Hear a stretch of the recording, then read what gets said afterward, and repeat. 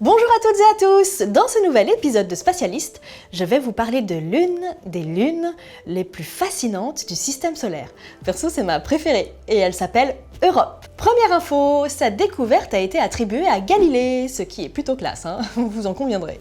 C'est en janvier 1610 qu'il découvre à l'aide d'une lunette astronomique que 4 petits corps orbitent autour de Jupiter.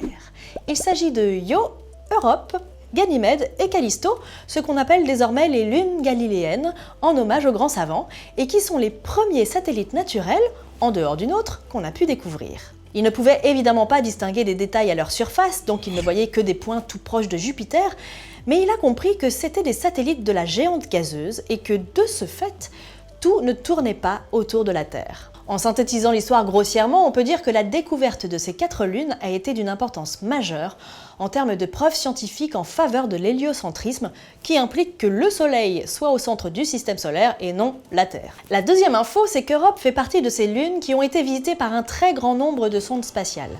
C'est Pioneer 10 qui a commencé en la survolant d'assez loin en décembre 1973. Elle est passée à plus de 300 000 km d'elle, mais c'est elle qui en a pris les premières images. Pioneer 11 ensuite l'a survolée également en décembre 1974, mais à presque 600 000 km de distance, donc trop loin pour pouvoir apprendre quoi que ce soit. Ensuite, c'est Voyager 1 qui est passé à près de 3 millions de kilomètres d'elle en 1979, mais malgré cette distance, elle a pu en faire une image où l'on voit distinctement l'absence de cratères, ce qui indique une surface jeune et donc une géologie active. Quelques mois plus tard, Voyager 2 réalise des photos plus proches et de bien meilleure qualité qui révèlent l'aspect très étonnant du satellite avec sa surface rayée par des lignes immenses. Mais c'est la mission Galileo qui est restée en orbite de Jupiter entre 1995 et 2003 qui a permis d'en savoir beaucoup plus. Elle a effectué 9 survols très rapprochés et nous a envoyé des détails de sa surface, ainsi que de très nombreuses données qui ont pu nous en apprendre beaucoup plus. Plus récemment, c'est la sonde New Horizons, alors en route vers Pluton, qui a traversé le système jovien en 2007 et en a profité pour récupérer quelques données, dont cette image. Mais c'est quand même grâce à Galileo qu'on commence à se faire une idée précise de ce qui se passe là-bas, et c'est ma troisième info. Il y aurait un océan d'eau liquide sous la surface glacée d'Europe. Les scientifiques n'en sont pas sûrs à 100%, mais il y a un certain nombre d'indices qui les mènent à cette hypothèse. Le plus important, c'est la perturbation du champ magnétique de Jupiter aux alentours d'Europe.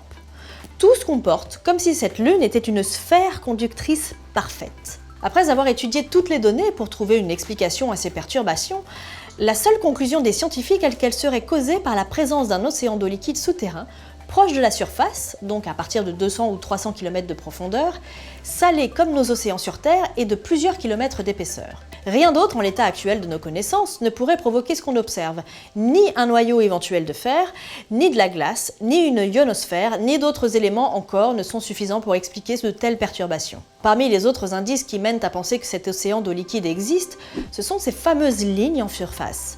Elles sont dues aux effets de marée qu'exerce Jupiter sur la croûte glacée, qui l'étire et la relâche au fur et à mesure de l'orbite d'Europe autour de la planète, ce qui a pour effet de la fracturer. Mais les scientifiques se sont rendus compte que pour les plus longues fractures, l'effet de marée dû à Jupiter ne suffit pas à expliquer leur aspect. En revanche, si on applique l'hypothèse de l'océan liquide sous la glace, alors la croûte peut bouger et flotte littéralement dessus. Elle n'est donc pas reliée à quelque chose de solide et ça explique parfaitement bien ce qu'on peut voir. Ce qui est intéressant, c'est que c'est une observation assez facile à faire pour de futures missions. Les scientifiques ont calculé que les effets de marée de Jupiter doivent déformer la surface de 1 mètre si Europe est complètement solide, mais de 30 mètres si elle abrite un océan d'eau liquide. Donc affaire à suivre. La quatrième info, c'est cette image. En ce qui concerne toutes les images qu'on a reçues des multiples mondes du système solaire, elle fait partie de mon top 10. C'est assez impressionnant de voir à ce point les détails d'une lune si lointaine. Ce qu'on voit fait 70 km de long sur 30 km de large, et les couleurs sont exagérées pour qu'on puisse voir les nuances. On voit parfaitement bien que la croûte est fracturée et que des blocs de glace se détachent un peu comme ce qu'on peut voir sur Terre dans les régions polaires. Mais le meilleur reste à venir. Vous savez comment s'appelle cette région ? Elle s'appelle Connemara. Oui, c'est le vrai nom irlandais de Connemara. Terre glacée. Ouais, ok. Ok, vous pouvez me détester. Là, je vous l'accorde. La cinquième et dernière info sur cette fascinante petite lune Europe. Enfin, pas si petite d'ailleurs, parce qu'elle fait 3100 km de diamètre contre 3500 pour notre Lune à nous. Bon, bref.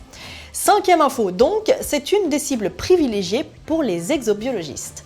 Vous imaginez bien que si on a un océan d'eau liquide en contact direct avec un manteau rocheux comme sur Terre, avec de potentielles multiples sources d'énergie et peut-être la chimie qui va bien, tous les ingrédients seraient réunis pour qu'on ait des voisines autour de Jupiter. Tout ce qu'on sait sur les extrémophiles sur Terre, notamment sur ceux qui vivent tout au fond des océans, là où la lumière du soleil ne parvient jamais, ainsi que les études des lacs subglaciaires où on trouve des organismes, laissent à penser que la possibilité qu'il y ait de la vie dans l'océan d'Europe ne serait pas complètement farfelu. Mais là encore, il faut garder tout ça au conditionnel en attendant d'y retourner pour en savoir plus.